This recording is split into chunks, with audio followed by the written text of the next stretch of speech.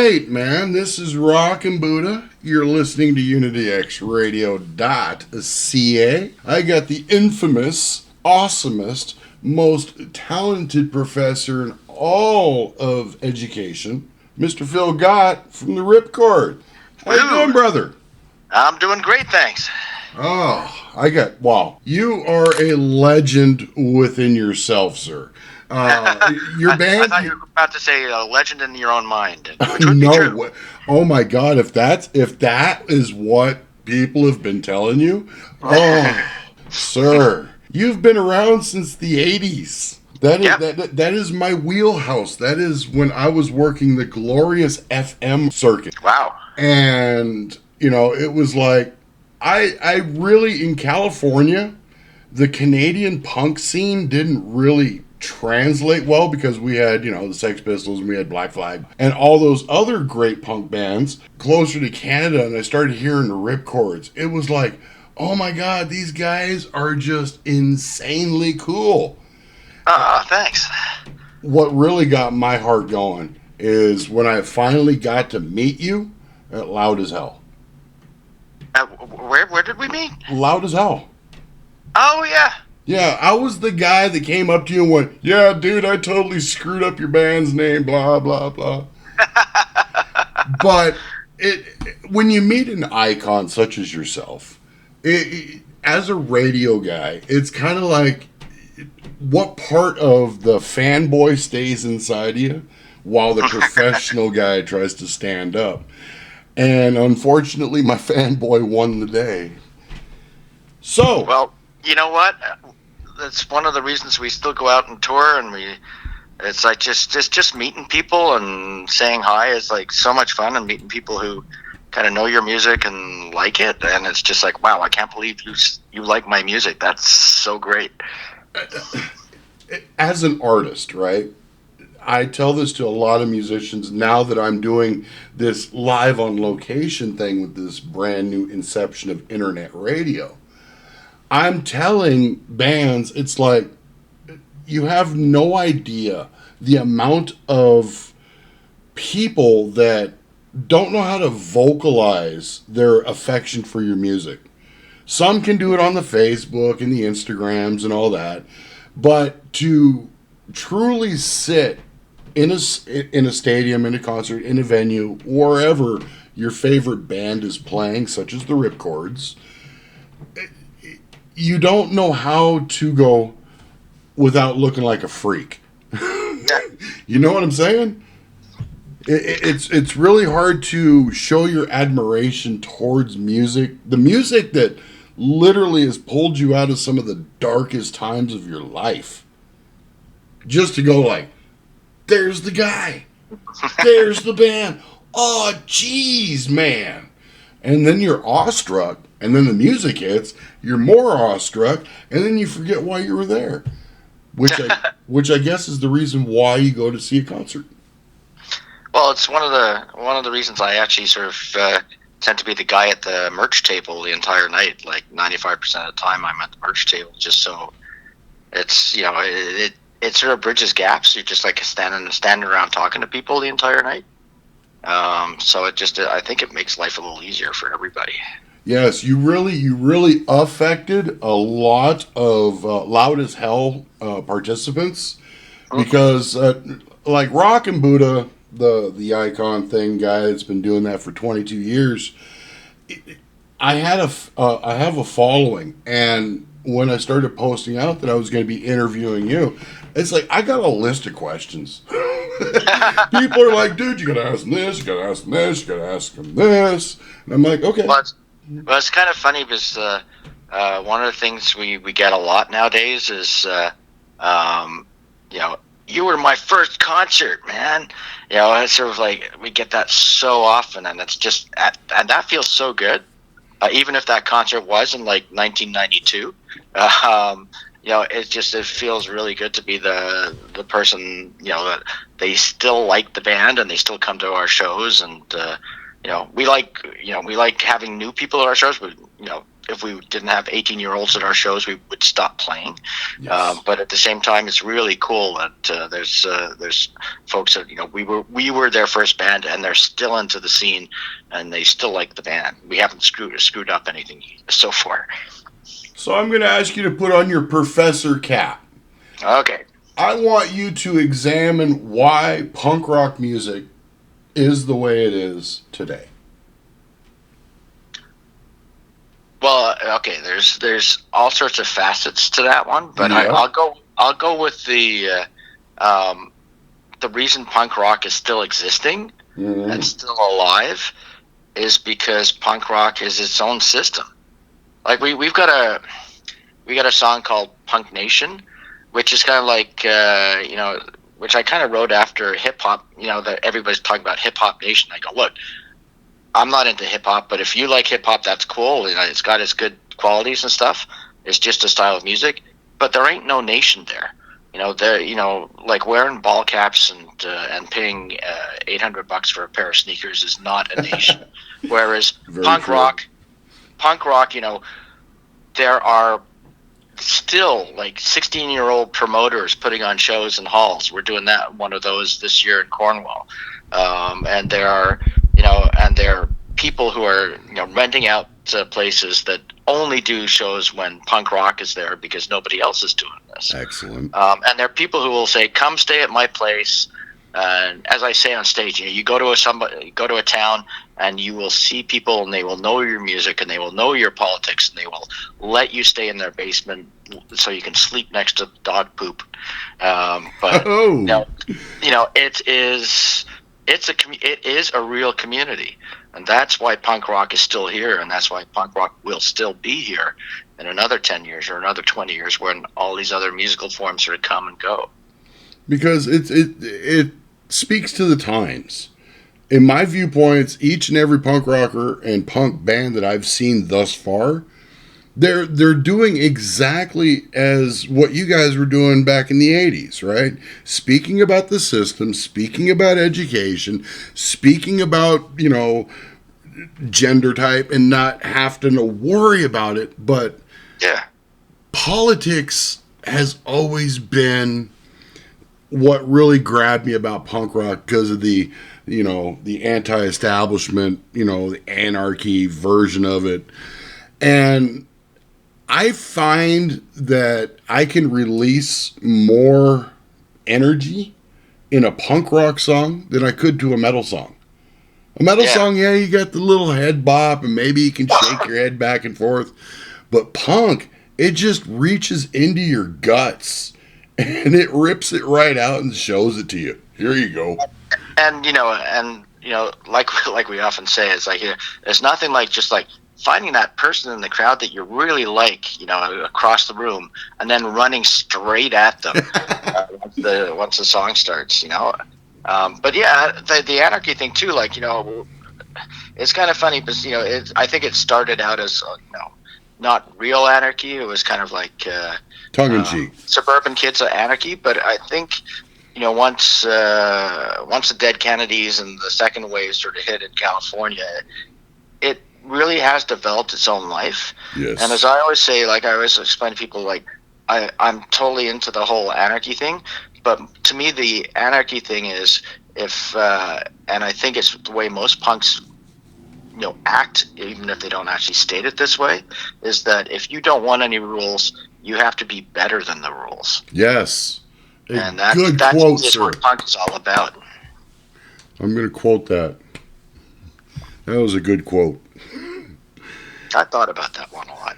I think too much. Hey, you know what? And 18 albums later. Hey, yeah. I mean, come on.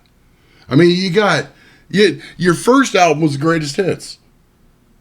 How do you do that in '86? How do you come up with the greatest hits before you even get your first album out? Well, that wasn't actually our first. We had that was our third cassette release, and we just went, let's.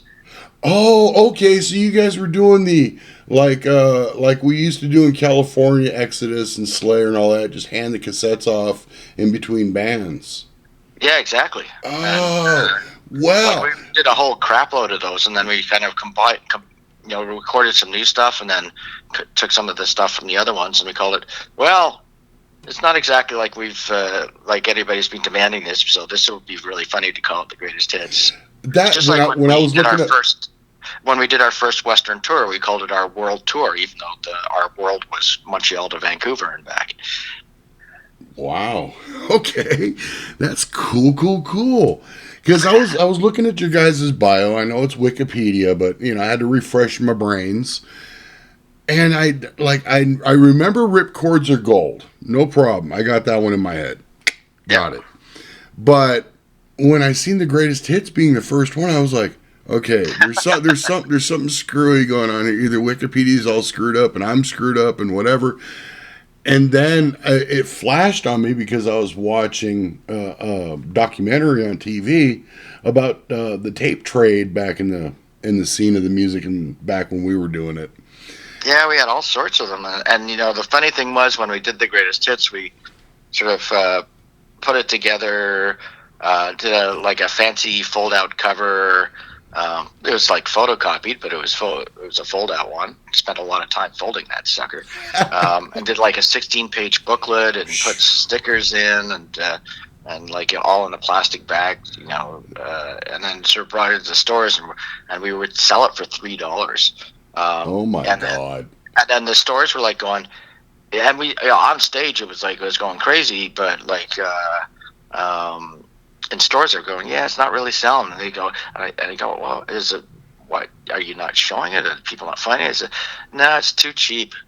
You got to put up the price. Oh shit! Seriously? Okay. So yeah, everybody thinks there's something wrong with it. So we put up the price to $10, and they sold like hotcakes. Yeah. So much for trying to be nice and as cheap as possible. I found that out with doing this online radio version. Everybody's like, "Well, how do you survive? How do you do it?" And I says, "It's because of the passion I have for music. What I have is education, years of experience, blah blah blah.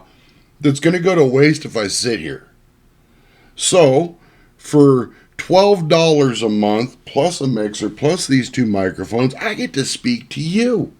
Yeah, well, that's kind of exactly the way I kind of run my life. Is like I have fun in the punk rock scene. Yes. I have fun meeting people and going places and helping out other bands and doing stuff like Punk Canada and managed a radio station, put out magazines. And I've just figured that everything you do, I find it, it's very self-serving because everything you do that makes the scene stronger will make the scene stronger for you as well. If we help people tour, then that means there'll be more clubs that are getting more and more promoters that are getting more bands coming through, and it'll make the scenes in all the other cities stronger. So, self-interest wise, when we go out, there'll be better scenes. Yes. And so everything you do to help anybody else is good for the scene. And I never understand people who don't do that. When I hear bands that just ignore other bands or won't help out or do anything, I'm just like, what the hell is wrong with you? Don't you understand that helping other people will help yourselves at the same time? That is so epically true, sir. You couldn't have nailed that dog on the fence post any harder if you wanted to. Yeah, so do it out of self-interest. People do it out of self-interest. Help somebody out. And like, because we're both in our seasons, and what we know, what we've been through, you in the punk rock scene, also as a professor, also working at radio stations, you've seen the evolution of music from the Dee Snider and, Gene Simmons putting the X rating at about the same year as you released the greatest hits. So what do you think, like, from when we were growing up through the music scene up until you produced your first on-chart album, where do you think that music itself with online radio going to snuff out FM, or do you think FM will adapt? And Well, how will they adapt? yeah, I think everything's adapting. And you know, the I wish there were more stations, more FM stations that were cool for one thing, but also that that people would be listening to. Because the one problem is now that with online stuff is there's a lot of stuff out there, but people tend to get in their own niches, and then things get really specialized, and you don't like, you know, when I was growing up, I was listening to FM and really hoping at like late night or finding like these weird radio stations when I'm out of town to find music. And I have to listen to a lot of stuff that I really didn't like. But also, I ended up listening to stuff and I discovered stuff that I never would have discovered if I was basically doing an online search, say nowadays. Because I will aim for exactly what I want to hear. Whereas, and you don't discover as much that way. So like the old system of like radio stations that really sort of went out of their way to sort of AC/DC, Black Sabbath, Floyd. Yeah, we know what you're talking about, brother. Flipping the dial, you know. That's what I had a girlfriend who lived in Kingston for a couple of years, which is, you know, about 300 kilometers away. And I'd, you know, after work a couple of days a week, I would commute to Kingston and go hang out there for 6 hours and then drive back in the morning. And I'd be like, I'd literally have the FM dial going, and I'd just be hitting the search button all the time. There'd be all these stations coming up from Buffalo and New York. And I'm not talking like 30 years ago. I'm talking like 5 years ago. Yeah. And so I'm just like hitting the revolving thing on the radio, and I'd come across stuff still. You know, it's like, oh my God, like sometimes it's oldies, but sometimes it's like there's this new stuff, and it's like, holy fuck. There's this, I discovered Obatokhe Beaver that way. And I'm like, I love that band. And I probably never would have heard of them if it hadn't been for flipping the dials. What was the name of the band again, sir? Obatokhe Beaver. They're an all-female Japanese band. Oh, yeah. And they have some astounding kind of hardcore punk / metal stuff going. In Japanese or English? I couldn't tell you. Okay. Yeah, because I've been running into that. I've been running into that with the punk scene there too. I'm pretty sure it's Japanese, but it's just the music itself is amazing. They put out. Then I discovered their videos, and they have some like amazing videos that go with them. And it's like, yeah. So it's just like I love just still finding stuff out there. Well, as you were mentioning, surfing through the channels, Unity X Radio is probably one of the only radio stations in the world that has 3 different channels under one umbrella. So like when you go to our station, you see the 3 icons. I got a smoky little blues for my hip hop and blues. I got the country beaver there for my country channel. And I got a gothic mid-century sci-fi something for my metal channel. And the beauty part about it is, as long as you're using the internet or the Wi-Fi, you never have to channel surf, and you can request any time of the day. Which is the beauty point about online radio, because taking the Ripcordz, he gave me 4 songs and they're spinning like crazy, but they're spinning to an audience that was never before had with FM. This FM broadcast umbrella I've turned upside down to make my focal point, my broadcast point, go to the world. Been doing it for 22 years online, and I'm almost up to almost 500,000 viewers around the world, which when you spoke about Japanese punk, those people over there are starting to send me stuff. And I'm like, yes, but what are you saying? Okay, I get it, right? It's a Western market, and you're trying to get the Western market. You're trying to open up to the bigger shows, whatever. But you got to give me a script of what they're saying so I can defend it.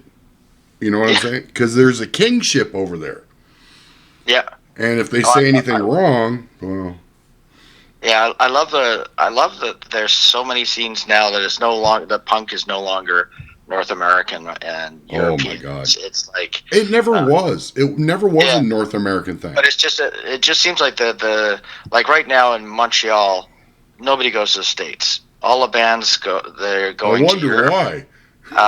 Yeah, but even before the Orange Menace, The it was just Orange like Menace, Orange it was Turd. like everybody's going to Europe or Brazil, and there's a lot of Mexican bands that are coming up and going, and there's like a lot of cross pollination with Mexican bands right now. That So was because of Bill Graham.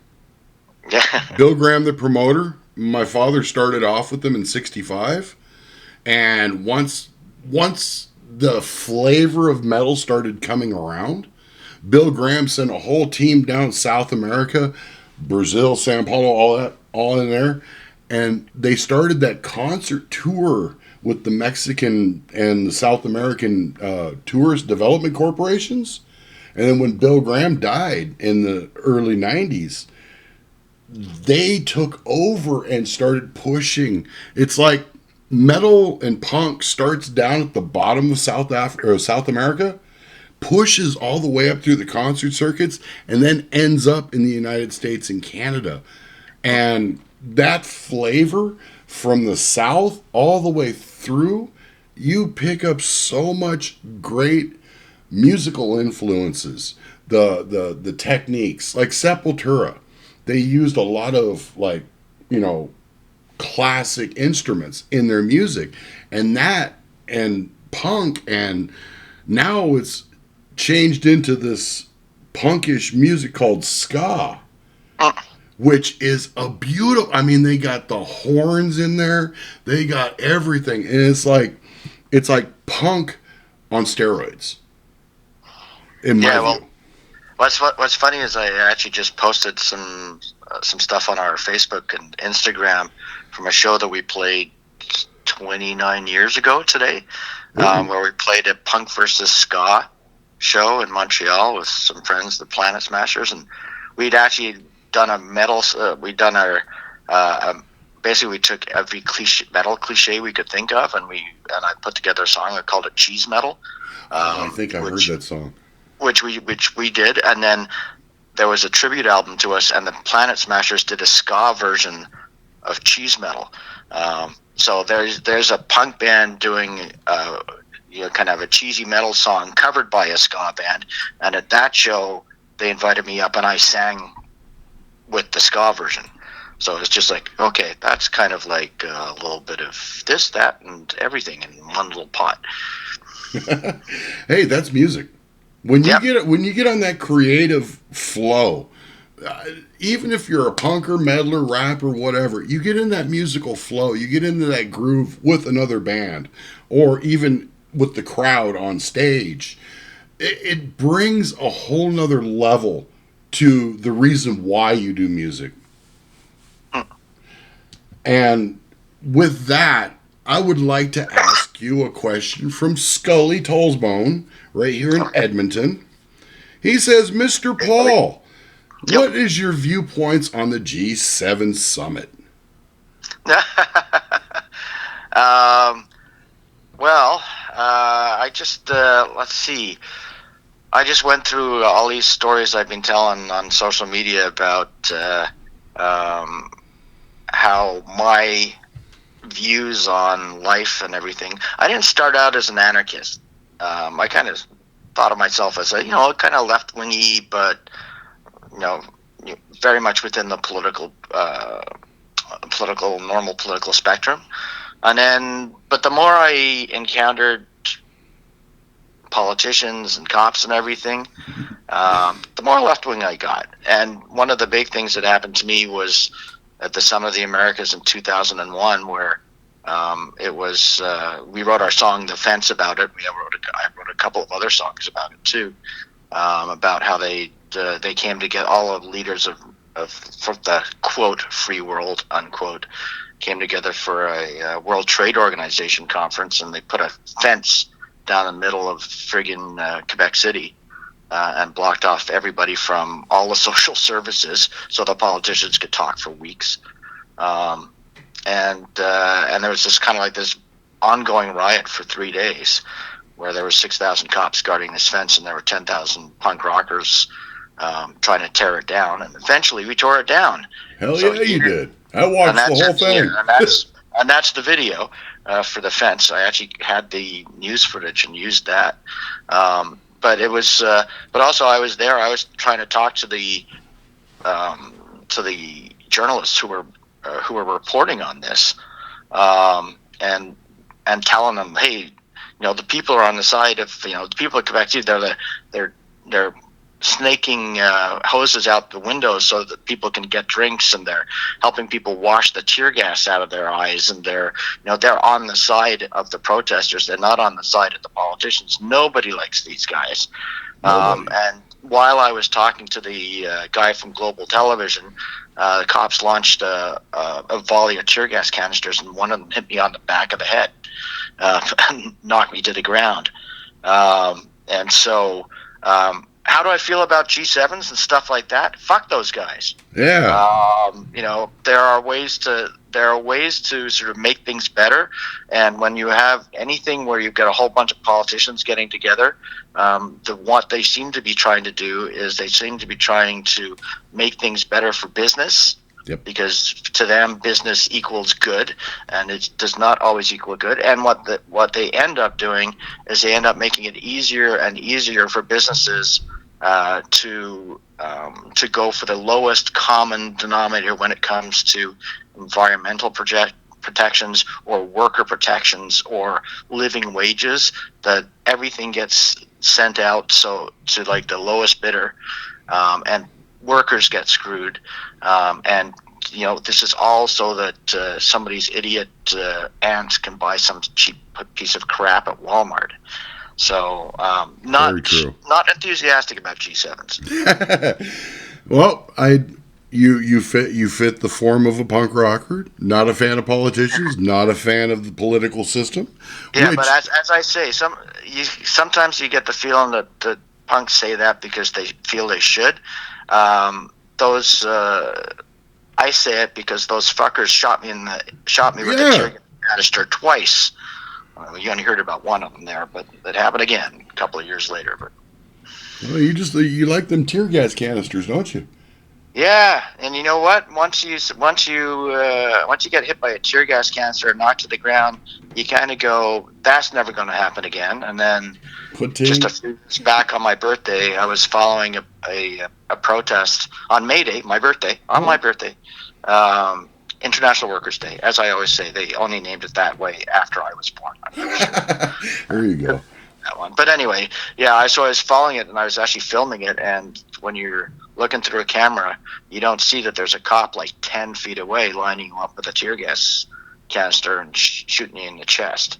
So that took a chunk of my chest out, and lit my t-shirt on fire. So I don't like those guys. No, I wouldn't suspect you would. Pretty fucking good reason for it. Now, in defense of the whole system, there are a few good ones, and there are a few good political people, not to be so heavyweight. I'm totally with you on that one. I talk to politicians all the time. I work as a political analyst on radio as well. So, so you have real deep insight. I have friends who are politicians. But it's just like I even say, like, look, even most cops are good guys, probably. But the problem is, with both cops and politicians, is that there's probably maybe a minority, maybe 10% who are bad. But say for cops, it's like, okay, so 10% of you are bad. How the hell are we supposed to know who are the good cops and who are the bad cops? And you have a fucking gun and the right to use it. Exactly. That makes you terrifying, and that makes every one of you a problem until that is solved. And the other problem is when there are bad cops, the quote good cops unquote always defend them and never out them, and always back them up when there's a problem. And that becomes a problem, and that makes all cops bad for Definitely. anybody who's walking down the street, because you just never know if they might pull a gun, or if they might throw you up against a wall, or if, in my case, they throw you out of a metro station, or they decide to search you because they heard that somebody who doesn't look like them did something bad. So Now, not enthusiastic. All of that right there, right? You would naturally assume that you are a person of color. Yeah, everything that happened to you in the little bit of, you would think, oh, that guy's either black, Chinese, somebody like that.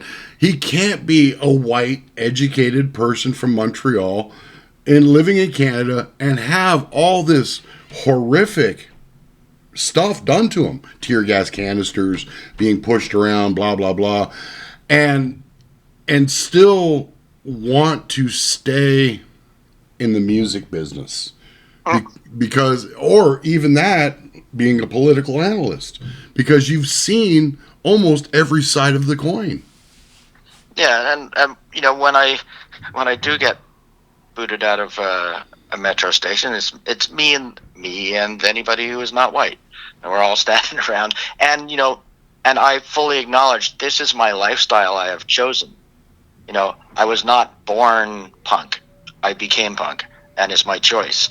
And it gives me, I can't believe there are people who are born black or brown or whatever, basically not the white folks. Mm-hmm. And they're just born that way, and they get discriminated against all the time. And it just, yep. For me, it's my choice to live this lifestyle. I'm not going out breaking things, and I'm not, but still I get picked on by the cops and by politicians, and ignored when it comes to surveys, ignored, basically just everything. We don't want to hear about you because you're not mainstream, but that's my choice. Whereas there are other people who are dealing with this simply because that's their birthright. And that is just absolutely insane. It is. And one of the safeties that I find in music, right, is like, for us old radio guys, before MTV, before the video surge, before everything else, we didn't know what the hell you look like. Yeah. Right? So everybody was black or everybody was white on the radio until you seen them in concert. And I don't know about you, but a lot of bands that I seen in concert were like, wow, they wear a lot of makeup. And yeah, I was, back in the 80s, I managed a college station for like 5 years. And I got to meet a lot of the bands.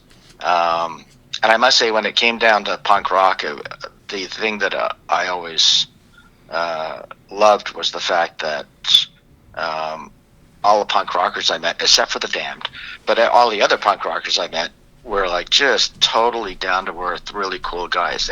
Everything from the Ramones to Metallica to Midnight Oil to Peter and the Test Tube Babies and Vice Squad, like everybody was just like really cool folks. So it was kind of it cemented my my part in the scene. I think that I wanted to stay there because I was like, okay, these are cool folks. And I love the fact that they are, and they're not like assholes the way they might be, simply because they're they've made their mark and they don't have to be nice anymore. Yeah, once you reach that stage of popularity and all of a sudden you become instant asshole, don't like those guys too much, or girls. Yeah, but like I say, with one or two notable exceptions, it like 99% of the punk rock bands and the metal bands I've met have been totally cool people. Yeah. So, if you had $100, and this is a question from the fans, if you had a $100 time or a $100 bill, and you had to pick a concert under that price, of course, which is ridiculous, who would you go and spend your money on today? Who is the band that really gets you going? Okay, first I will not spend more than $20 for a concert. Ooh. And I've never used Ticketron, and I've never bought an advance ticket. Um, because that's just not what I do. No offense to all the bands who do that, and I know it's kind of ridiculous that sometimes even our shows are more than $20 now, which I cannot believe. Um, but that's the way life works. Steep jump But from a $3 album back in '86, huh? yeah, exactly. Well, we've played. We're just warming up on shows, so we're playing more starting next weekend. We've only played 3 shows so far this year. One of them was $10, and 2 of them were free. We're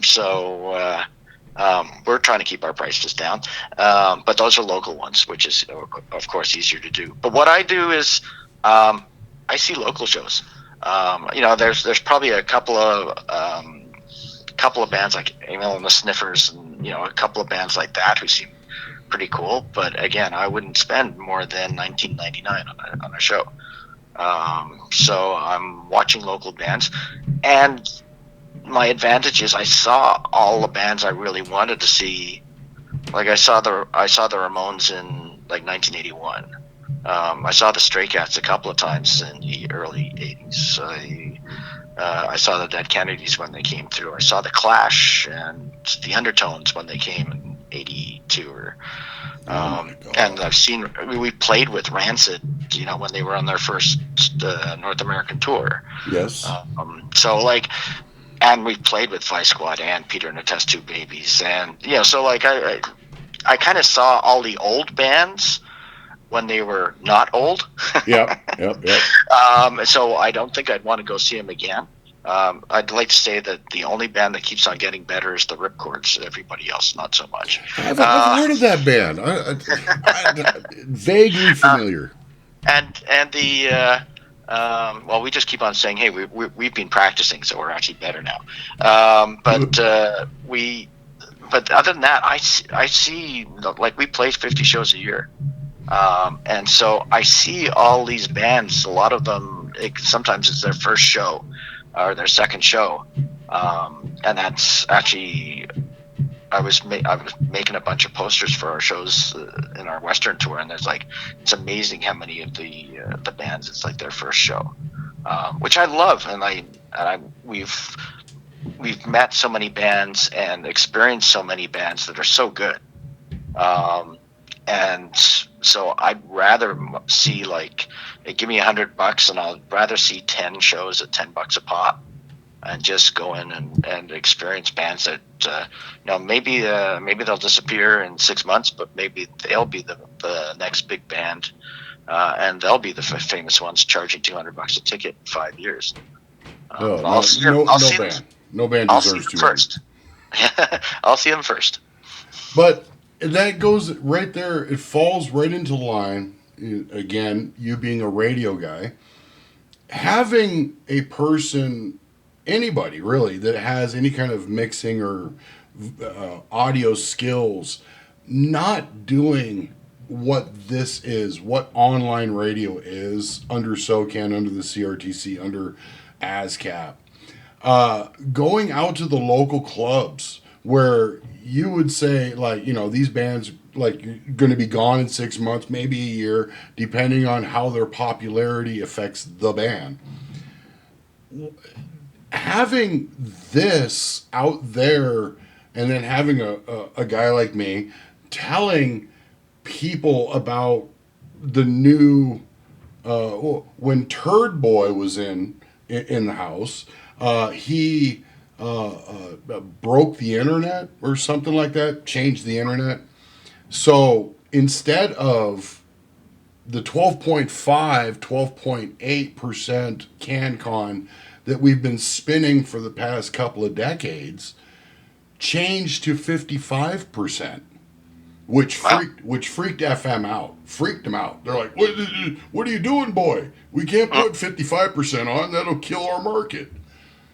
So FM went straight to the CRTC and says, hey, man, Turd Boy's screwing us up here. So they got dropped down to 35%, which means that's a 6-to-1 ratio of independent music in their broadcast area. So it's like, your radio station that you work on now has to produce or procure all the independent music within their 350-mile circle. Which now, with that little tasty little bit, all the little college radios that are dotted along Canada are now starting to play heavier stuff because now they don't have the ACDC no more.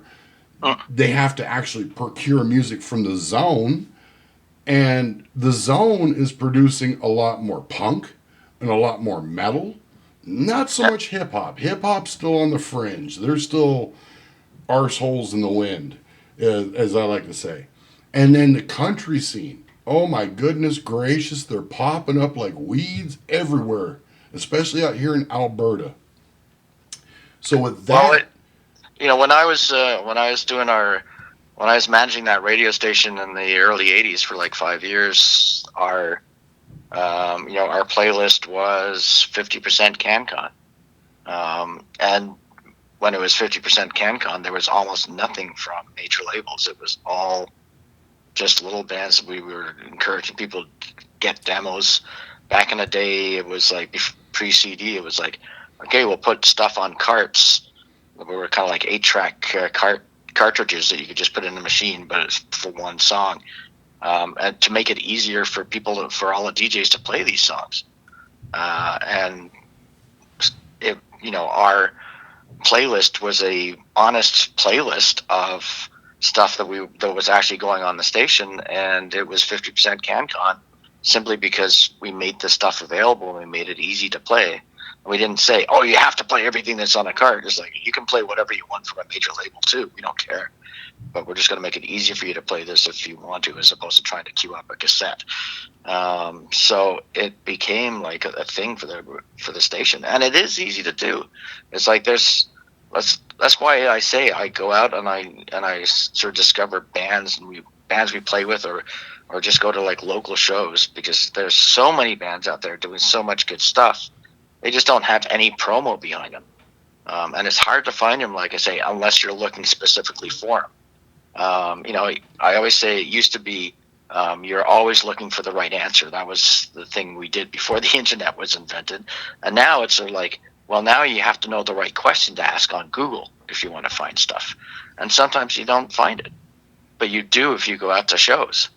And so I think there is so much good music out there, so much music that's available, so many bands, so we meet so many, that it is easy to do if you really want to look for it and if you want to make it easy for yourself. But you have to put in that little effort to begin with.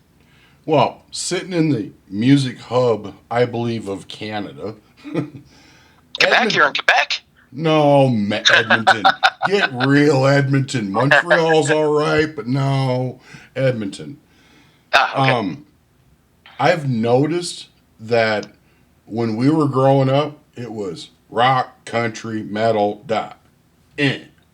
Now it's, didn't you know there's like a hillbilly stomp, murder folk, banjo playing? I mean, the subgenreification of music just to fit the person's lifestyle is just gone like way overboard.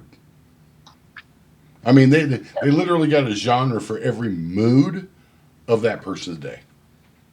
And it's one of the things we say, like I do those tour tip things on that I put on Yes, on love them. social media. But one of the first ones I do is don't always play with bands that are exactly the same as you are. And that's getting easier and easier, but it's still, you have to like make sure you're not just the bands who play exactly the same stuff you do will bring in the exact same people who are coming to your show anyway. So it's better to play with bands that are different, that have that sort of that a new style or a new twist to an old style or whatever it is. Bring them in and play with them. They bring their audience, you bring your audience, and you both experience each other's. And I think that could be, it can help not only grow your audience, but grow your sound, because you get influenced by them as well. Yep. Tour tip number 47. Always hang out with your fans. Yep. Always. After the show, before the show, during the show, and stay for the show of the other bands. Yeah, that's another one of them. And Yeah, it's funny. that's what I do. When I started writing the tour tips, I was like, I mean, it's kind of started as a joke. We had a funny picture, so I put tour tip. Don't let the drummer drive.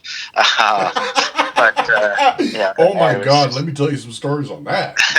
but it got a lot of reaction. I went, oh well, yeah. Everybody's always asking me for advice because we've been around for so long. So I went, oh, I'll write some tour tips. And I figured I'd make it up to 10. There's actually 370 right now. I figured there was going to be a ton. Oh, you've been around since the '80s, so it's like you got all the experiences.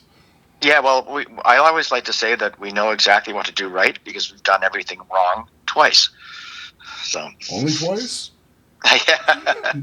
Well, I think if there's 370 tour tips, then we've done everything wrong 740 times. There you go. Oh my God, that's beautiful. So, another fan question. Okay. Aspiring to be a punk rock musician, how do I go about this process? Well, it's funny that after this interview with you, I'm actually going out to grab a late lunch with some guy who came up to me at a show, our last show, and said, "Hey, I want to start a band. And I was wondering if you had some advice." So I said, "Oh, here's my phone number." And so I'm going out for lunch with him after this to talk to him about how to start up a band. Wow. I think one of the things you got to do is ask the people who are doing it. Like, there's lots of bands around in the neighborhood. Like, they've all had experience just like we have of what's right, what's wrong. Talk to the people in the college stations. Yes. That's how we booked our tours before there was an internet. I would just sit at home and phone every college station across the country. Go, where's the cool places? But sometimes, it's like, okay, there's like 5 bars doing shows, but then you talk to them, oh, well, yeah, those 2 bars, they screw over people all the time. And this other bar, they'll charge you to play, but these are the cool ones. And this is where the people turn out. Yep. So basically, ask the bands, talk to the people who are part of the scene. Don't be scared of talking to people if you're young. If the person in the scene has any brains at all that you're talking to, they will welcome you with open arms, and they should welcome you with open arms. And if they don't, then they're the exception to the rule and go on to the next person. But yes. That should not be a common occurrence. So, talk to the people around you. Wear your influences on your sleeve. It's okay to to like a certain band and emulate their style, because you will find, I started out doing that, and I quickly discovered that even when I was trying to write something like a band that I liked, the song didn't turn out that way at all. You will have your own natural style. You have your own palette. You have your own palette of art. Yes. Yeah, even when you're trying to sound like somebody else, it's not going to happen. Nope. So enjoy your influences and work out from there. Don't be what somebody else says you should be. When we were starting out, we started out in 1980, but when we were really getting going in the mid 80s, Montreal was a hub for speed metal. We had the DBCs and the Voivods and the and bands like that, and that was king in Montreal. Mm-hmm. We were playing old school punk, and people are going, "Why the hell are you playing old school?" Like, we've moved on. I go, "Well, we haven't. We're having fun doing this. We're not trying to be something we're not. Like, we're really enjoying, playing our old school punk, and we're going to do that." And so we were the least cool band in Montreal, and we reveled in it.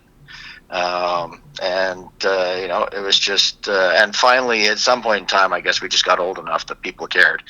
We're like, oh, okay, that's cool that you're doing that. But we just never cared. So just be what you want to be. I'm quoting the Asexuals on this one. Yeah. Be what you want to be.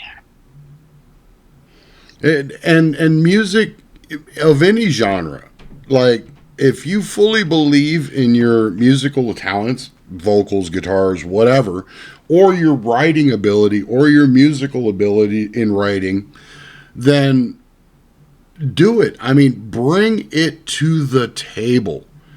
Bring Okay, it. I've got a weird metaphor. Okay. Okay, being in a punk band is like driving along the highway. You're driving along the highway, and sometimes you're like, okay, there's this guy who's just going a little too slow, and you're past him, and then you can see he doesn't want to be passed, so he speeds up, but he's going to slow down again because he's not natural. He doesn't naturally go at 120. He naturally goes at 110. So he will speed up because he's annoyed that you're passing him, but then you will pass him again. Eventually, you'll leave him behind. That to me is exactly what punk rock is. Punk rock, you should be making your own way. You should be making your own speed. You should be going at the speed you want to go. You should be choosing your style. You should be going the way that's natural for you. If you're going to try and do something that's not natural to you because you think it's a cool thing to do or a cool way to be, or you'll get a bigger audience because you do it that way, well, you're going to slow down again and annoy the crap out of everybody else. Yep. Use your natural style. Go at your own speed. Go at your own style, and head on down the highway the way you want to head down the highway, whether it's the highway to hell or whatever the hell else it is. Be your own style. Be your own band. Funny, right? Highway to hell, stairway to heaven. Which one do you think is going to have more traffic? Smoke on the Water. I just had to Oh yes, we burned down that building. Yeah, I think that was the first song one of the first songs I ever learned on guitar. So rudimentary. Dur, dur, dur, dur, dur, dur. the first one I actually ever learned was House of the Rising Sun. Ooh. Which is why it's one of the few covers we've put on an album way back when. Well, I'd like to hear that one. Yeah, it actually turned out really well. But it was back in the day where we were recording like 30 songs at a time, and we'd just let the tape run, and I'd sing all the songs in a row. Like, so a 30-minute tape would be reel to reel, would be going along, and just be like, okay, I'd have all the lyrics in front of me, and I'd roll through like 30 minutes worth of songs, and then if I made a mistake, it would stay on the record. Oh, of course. So when we covered that, we put it on Ain't No H in Ripcordz, Stork Face. We put it on that. It was like the last song. And at some point in time, he's got 1 foot on the platform, but I think I said it, one foot on the tatform. I just went, oh, whatever. And we just kept on singing. So there's all sorts of little mistakes in there. So it's kind of fun to listen to. But that was the beauty of studio work back in the day. Like, it was one hit. The reason why they call it one-hit wonders is because of the cost of tape. Yeah. Now, damn right you're a one-hit wonder. That's $900 right there. Yeah, and we recorded that album, and we had like 2 30-minute tapes, which was like $100. And then we recorded the whole thing in a weekend. So 30 songs we recorded for $212. A glorious 8-track. Best $212 we ever spent. Oh my God, 8-track. Talk about some memories there. Yeah, it was like, okay, well, all the drums are going to go on 2 tracks, and then the snare is going to be on a third, and then you have vocals on one, guitar on another, bass on another. So if anything doesn't work, well, we can't change the drums, so it'll be fine. Yeah, because it track by track, like you layered it that way, and it was like, yeah, you better be happy with the beginning, because once you get down to the finish, there ain't no change in the beginning. Not like it is today. I mean, like, you could drag, drop files, cut, paste, and it's like I every time I do an audio edit or any kind of project work, I am like just literally amazed, like how we can do it so easily now. But I can remember having yards of tape on the ground trying to find the marker spot where I put that little grease pen mark so I could come back to cut that zone. Well, it's funny because we kind of still record the same way. Like for our last album, we rented a studio for a weekend. And then You did not record Spotify ADAC. I have no idea what the hell that means. So probably No, not. you said your last album, and I'm looking on the Wikipedia. It says "fuck Spotify." Yeah. You did that. You did that on Reels. No, we the one thing we didn't do it on Reels, but the entire system that we always had when we did reel to reels. Or wait a second. Come to think of it, we actually did use Reels. How much did that cost? Well, actually, it's not very expensive because the basically we used Reels. So we actually had the same guy who recorded our 808 and Ripcordz album in 1992. He actually recorded the new album. Rob, amazing guy. And we walked into the studio. We rented he doesn't have a studio anymore, so we walked into the studio and they went, "Oh, okay. Well, you got it for the weekend, so you're recording a couple of tracks." They go, "No, actually, we're going to record 16." And the guy just looked at us and went, 16 songs. You go, "Yeah." He says, "And you're going to finish them?" I go, "Well, we're going to finish pretty much all of them in about 2.5 hours, and then we're going to do some overdubs and mix."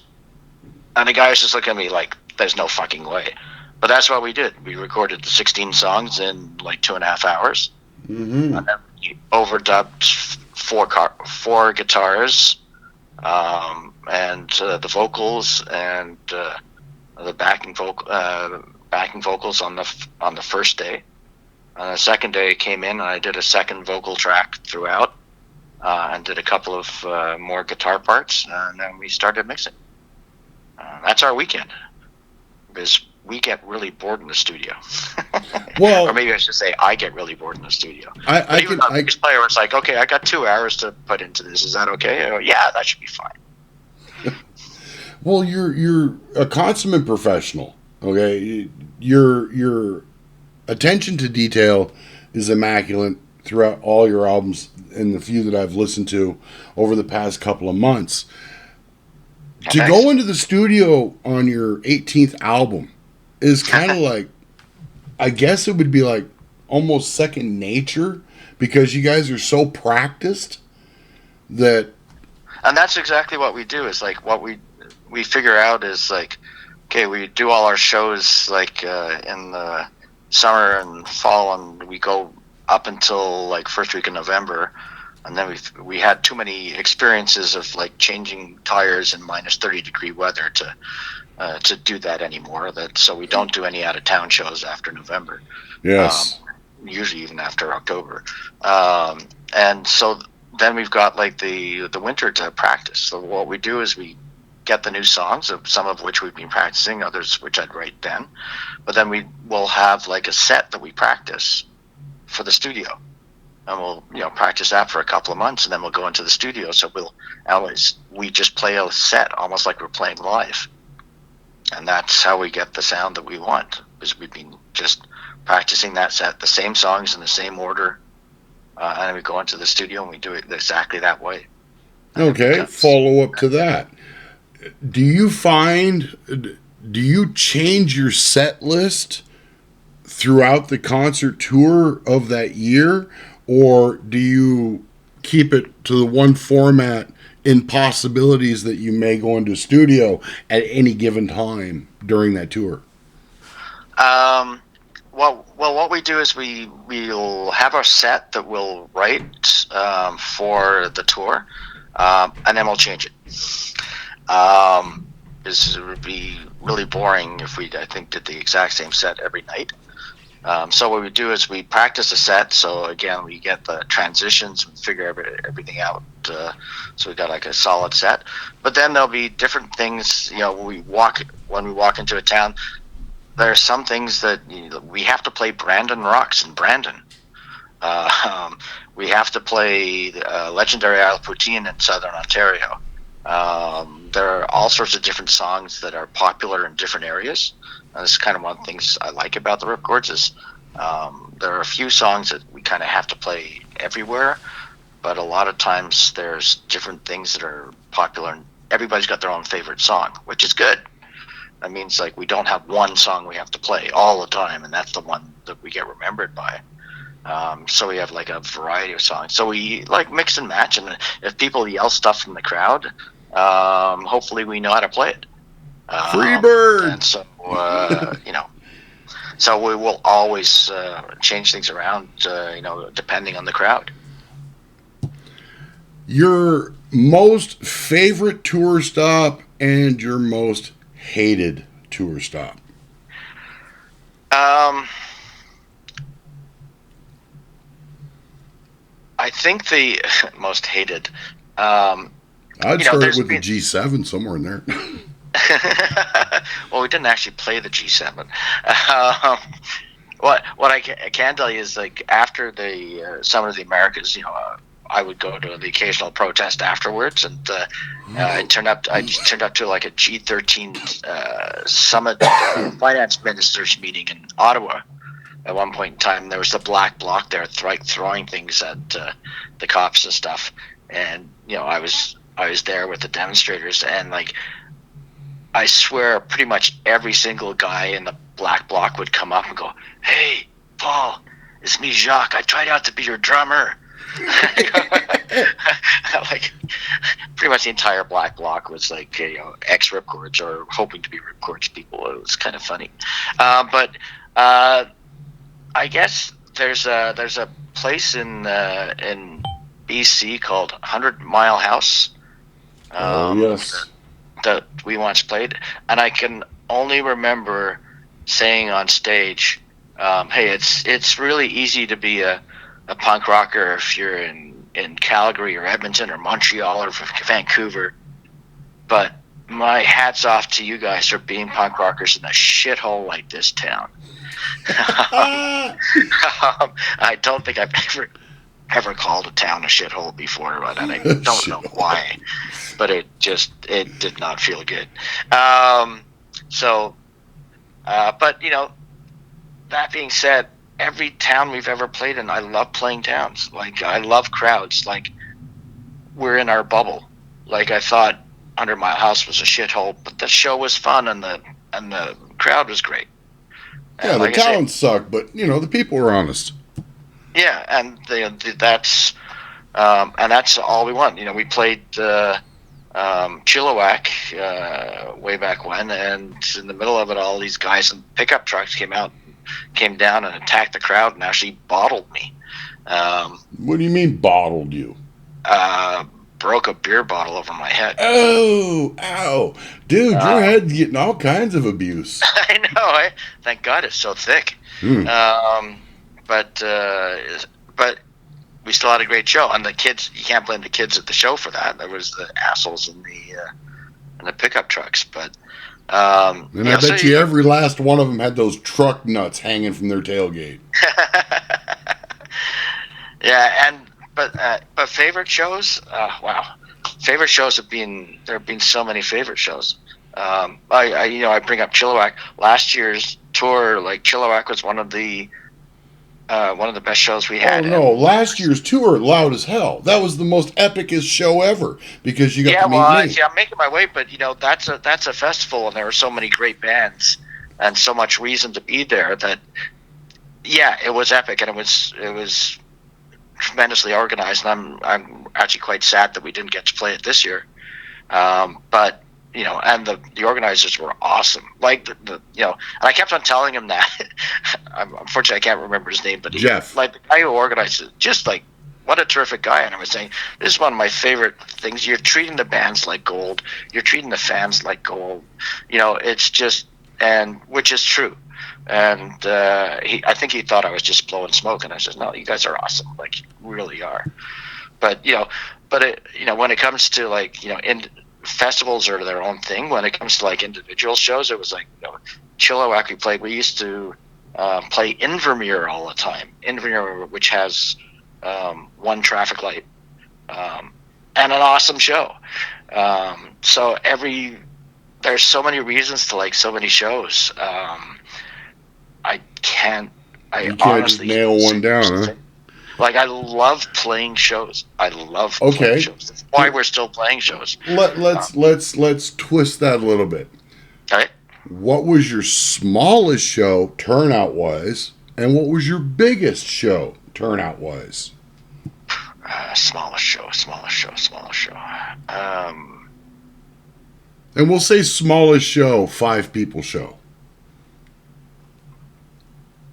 I don't think we've ever had that happen to us. When I got that question asked to me, I was like, yeah, this could be a hard one. I mean, we've had some tiny shows on our 1992 Western tour. Like, when you're in town and you're playing with multiple bands, there's always people there because if nothing else, the bands are there and they're friends.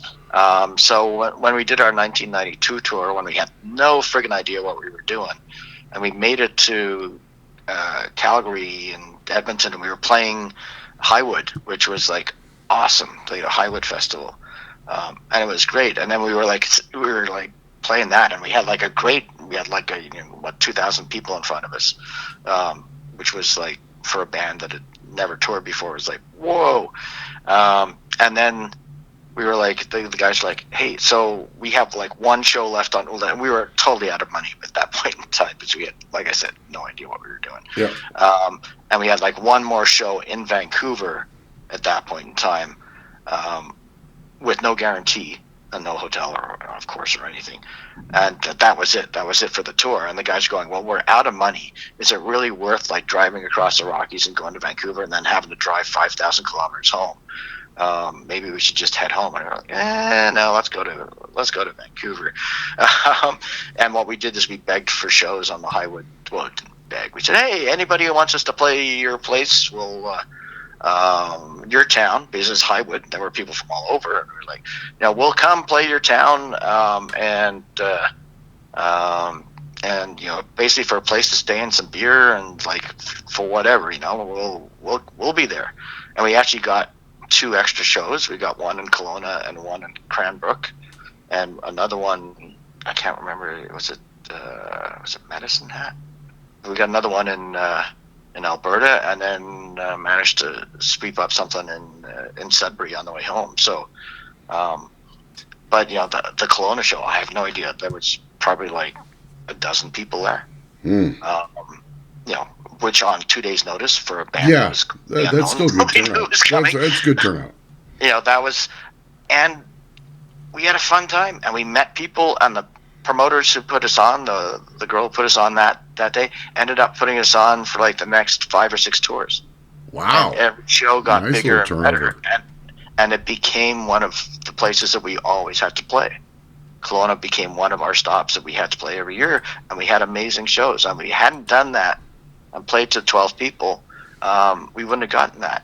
And yes. One of the reasons we got that is because when we played to the 12 people, we played the same set with the same enthusiasm and the same jokes as we did when we played in front of 2,000 people at Highwood. And that's the mantra I hear a lot here in Edmonton. I talk to the indie bands just like you do. And I get out there with this radio and I talk to people, and that same mantra that you just threw out there, you play your heart out for the 12. Now, what was your biggest one?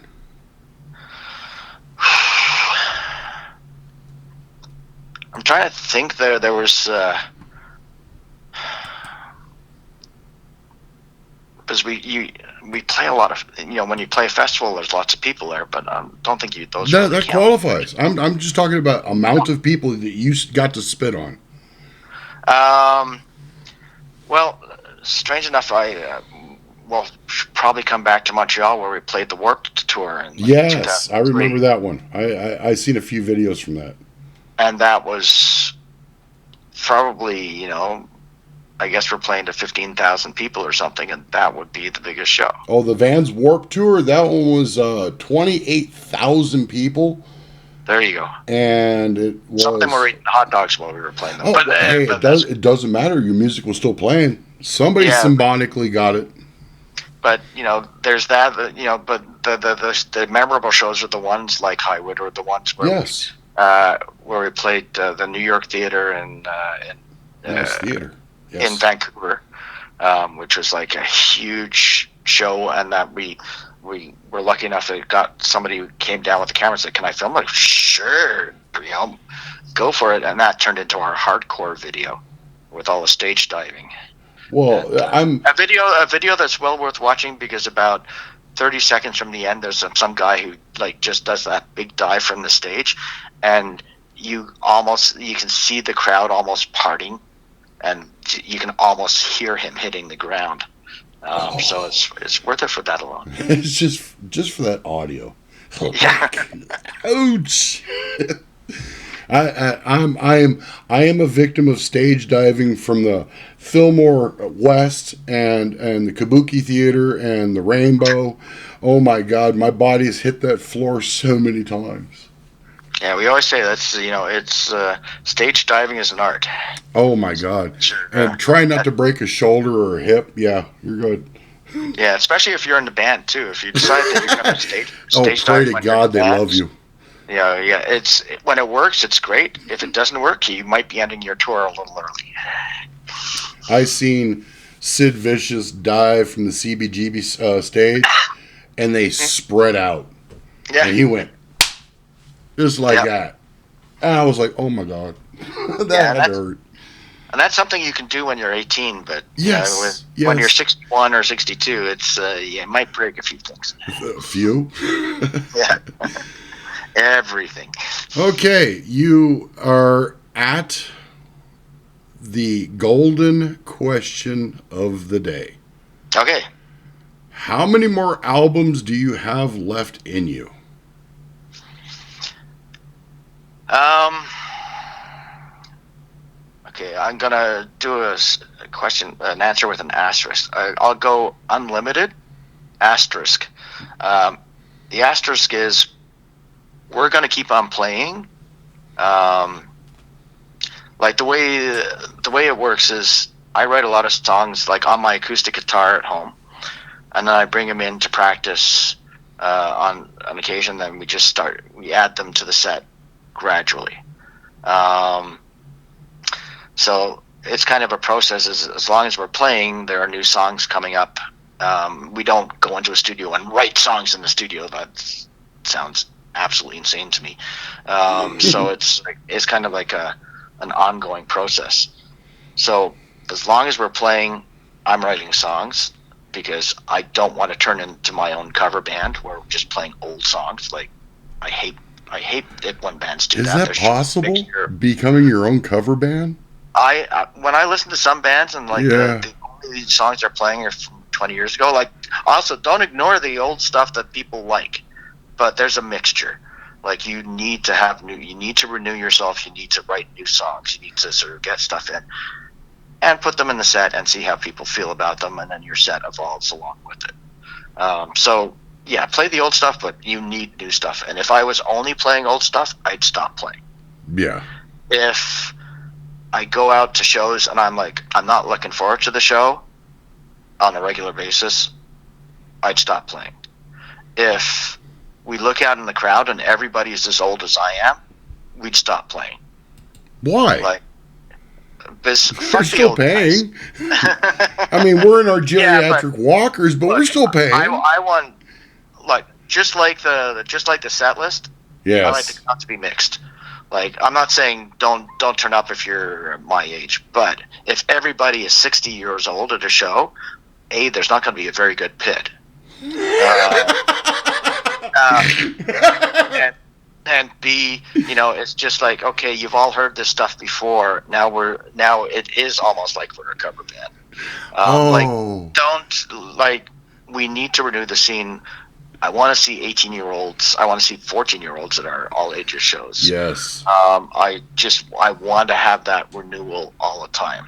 So those are my three criteria. One, we just got to still be having fun. Two, we got to still be writing new stuff. And three, we've got to we got to still have like young people turning up and seeing that punk is alive and well.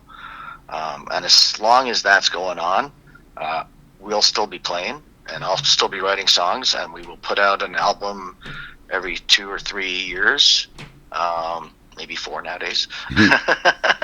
But yeah, we're going to keep on renewing ourselves because I'm never going to be my own cover band. There you go. Epic words spoken by Mr. Paul Gott of the Ripcordz. I want to thank you ever so much for taking the time out today to speak to me on Unity X Radio. It has been a pleasure, sir. It has been a great time for me too. Nice reminiscing.